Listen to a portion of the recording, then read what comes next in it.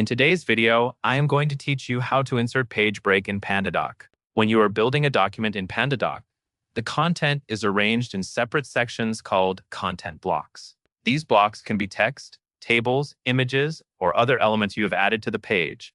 A page break is a simple tool that forces everything after it to start on a new page.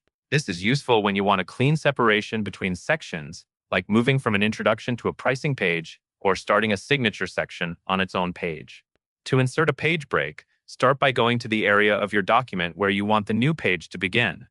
Look for the space between two existing content blocks. Move your mouse cursor slowly into that gap.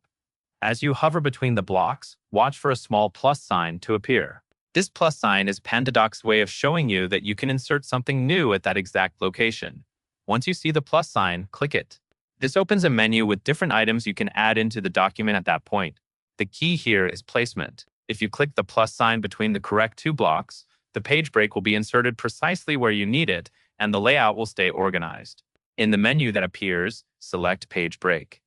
As soon as you choose it, Pandadoc will insert the page break into your document. Everything that comes after that break will move to the next page automatically. If you do not see the page break right away, look for a visual divider in the document flow and scroll slightly to confirm that the following content has shifted onto a new page.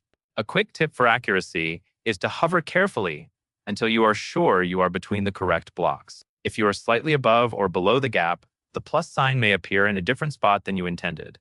Taking a moment to confirm the location helps you avoid rearranging content later. And that is all there is to it.